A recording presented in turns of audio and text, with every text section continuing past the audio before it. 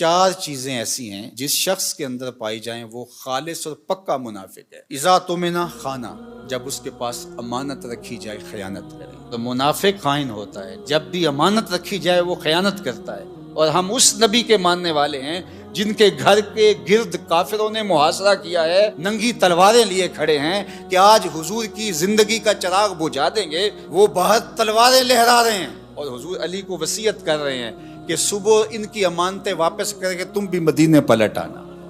हम उस नबी के मानने वाले हैं, तो किस तरह हम अमानत में खयानत कर सकते हैं? उस शख्स का दीन ही नहीं है जिसके पास अमानत नहीं है। और अमानत सिर्फ माल की नहीं है। अल मजालिसु बिल अमाना, अगर किसी मजलिस में कोई ऐसी बात हुई है तो वो मजलिस तक रहनी चाहिए, बाहर उसको मुश्तहर न किया जाए। बल्कि तुमसे कोई शख्स बात करे और बात करते हुए दाएं बाएं देखे तो इसका मतलब यह है कि वो डर रहा है कि कोई और ना सुन ले। तो उस बात को भी आप इमानत के तौर पे अपने पास रखने के पाबंद हैं, इसलिए कि उसने आप पर एतमाद किया और उसने आपको बताई और आपने उसकी तशहीर कर दी, तो फिर ये बदतरीन सूरत हाल है। तो फरमाया मोमिन की क्या शान है कि वो अमानतदार होता है। और मुनाफिक की पहली अलामत क्या बताई? इज़ा तुमिना खाना, जब उसके पास अमानत रखी जाए तो वो खयानत करता है। वाइज़ा हद्दसा कज़बा, और जब वो बोलता है झूठ ही बोलता है। मोमिन का झूठ से ताल्लुक क्या? मोमिन तो सच का खूगर है। मोमिन की जुबान से तो खैर फूटेगी, सच्चाई फूटेगी, झूठ कैसे फूट सकता है? और एक हदीस में आया, हुजूर ने फरमाया अला उनब्बिउकुम बिअकबरिल कबाइर, मैं तुम्हें बड़े बड़े गुनाहों की खबर ना दूं? जो बड़े गुनाह हैं उनमें भी जो बड़े हैं उनकी खबर ना दूं? तो सहाबा ने कहा क्यों नहीं हुजूर, इरशाद फरमाइए।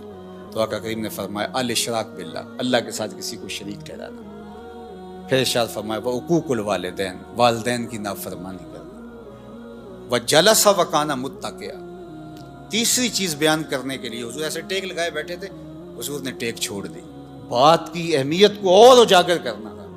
और फिर हुजूर ने फरमाया अला व कौलु ज़ूर, अला व कौलु ज़ूर, अला व कौलु ज़ूर, और झूठ बोलना, झूठ बोलना, झूठ बोलना। पहले तो टेक छोड़ी और फिर हुजूर इतनी बार ये लफ्ज बोला कि सहाबा कहते हैं कि हमें बार बार आ रहा था कि हुजूर अब सुकूत इख्तियार फरमा लें, हमें बात की अहमियत की समझ आ गई। लेकिन हुजूर बार बार कहते थे अला व कौलु ज़ूर, अला व कौलु ज़ूर। और शहादत तो ज़ूर के लफ्ज भी है, झूठी गवाही देना और झूठ बोलना। तो ये झूठ इतनी बुरी बात है और हम समझते हैं कि ये फन है, झूठ ना बोलें तो सौदा ही नहीं बिकता। मैं कहता हूँ जापान वालों का कैसे बिक जाता है, पूरी दुनिया बेच रही है, हमारा नहीं बिकता। हम फिर सौदा नहीं बेच रहे, हम झूठ बेच रहे हैं। जो बेचेंगे कमाई भी फिर उसके मुताबिक।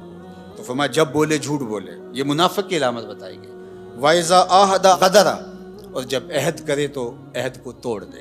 ला दीन लिमन ला अहद लहू, उसका दीन ही नहीं है जिसका अहद नहीं। हमारे एक जुम्मादार शख्स ने ये बात मीडिया के सामने कही थी कि जो अहद है, वादा है, वो कोई कुरान व हदीस है? हाँ, कुरान व हदीस है। ला दीन लिमन ला अहद लहू, जिसके पास अहद की पासदारी नहीं, उसके पास दीन ही नहीं है। अल्लाह अकबर, ये दीन है हमारा। वाइज़ा खासम फजरा, और फरमाया कि जब वो किसी से लड़ता है, झगड़ा हो जाता है, किसी से उलझाव बन जाता है, तो गालियां बकना शुरू कर देता है।